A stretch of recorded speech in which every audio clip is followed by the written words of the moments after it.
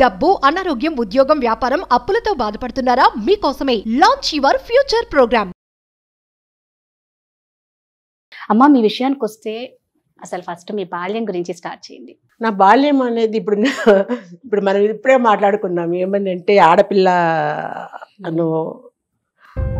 పెంటకొప్పులే వేసే వాళ్ళు ఉన్నారు, బయట చేసేట వాళ్ళు ఉన్నారని. పెంటకొప్పులే వేయకపోయినా నేను కూడా మా నాన్నకు ఒక్క కూతుర్ని, ముగ్గురు కొడుకులు. పెంటకొప్పులే వేయలేదు, కానీ మా నాన్న ఒక్క కూతుర్ని వాళ్ళ అక్కకి ఇచ్చేశారు. ఉండేది ఒక్కటే కూతురు కదా, ముగ్గురు కొడుకులు కదా అనేది వాళ్ళు అడుగుతూనే ముందు నన్ను సంతోషంగా మా అత్తగారి, మా మేనత్తకి ఇచ్చేశారంట.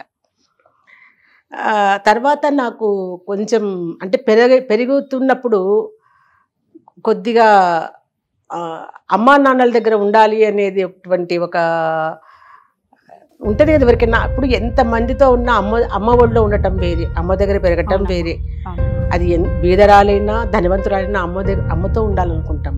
అంటే మా మేనత్త నన్ను చాలా బాగా చూశారు, అయినా అమ్మను నేను కోల్పోయాను, దూరం అయిపోయాను అమ్మకు.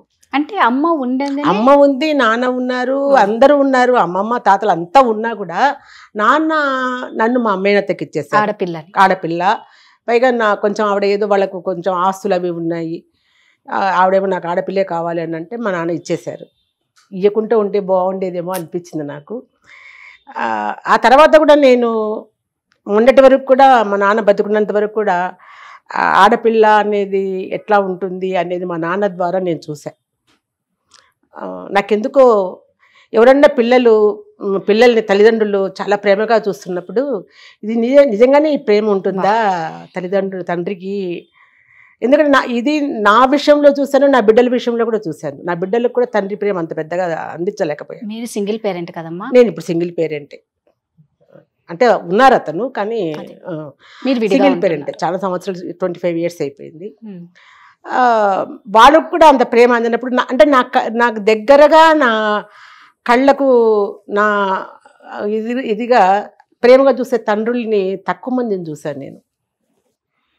అది కూడా నాకు నిలబడిపోయింది మనసులో. కానీ కూతురుగా, కన్న కూతురిగా నేను వాళ్ళకి దూరంగా పెరిగిన లాస్ట్ వరకు నాన్నకు తోడు నింది నేనే, ఏ కొడుకులు లేరు. అందుకే కంటే కూతురునే కనాలని కూడా ఊరికే అన్నారు కదా.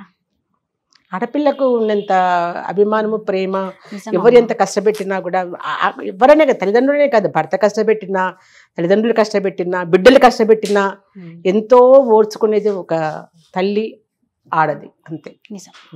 అది ఎంతమందికి అర్థమవుతుంది చెప్పండి. అలా పెరిగాను నేను. అదే తల్లిదండ్రుల దగ్గర లేకుండా మేనత్త దగ్గర, మామ దగ్గర పెరిగాను. బాల్యం కానీ వాళ్ళు చాలా బాగా చూశారు. తల్లిదండ్రుల కంటే కూడా ఎక్కువ చూశారు నన్ను. పెంచారు, పెద్ద చేశారు, చదివించారు. 10వ తరగతి వరకు నేను, అంటే మాది రాయలసీమ కడప దగ్గర ఎర్రగుంట్ల అని ఒక పల్లెటూరు అన్నమాట.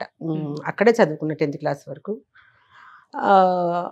చదివిన తర్వాత నేను మళ్ళీ పెళ్ళి అయితే నా 10th class అంటే 15 years అప్పుడు మ్యారేజ్ చేసేసారు నాకు. మా ఇళ్ళల్లో అంతా చాలా చిన్న వయసులోనే పెళ్ళిళ్ళు జరగడము చేసేస్తారు. అమ్మకు కూడా 13 yearsలో అయ్యింది అట్లా అనమాట. అట్లా నాకు కూడా 15వ సంవత్సరం పెళ్లి చేశారు. 10 పాస్ అయ్యాను, పెళ్ళి అయింది. నేను పెరిగిన వాతావరణంలో మా మేనత్త, మామ, ఆవిడ కూడా కొంచెం భర్తతో కష్టాలు పడ్డారు. అంటే ఆయన ఇంట్లో తక్కువ ఉండేవారు అనమాట. సో అత్త నేనే ఎక్కువ ఉండేవాళ్ళము.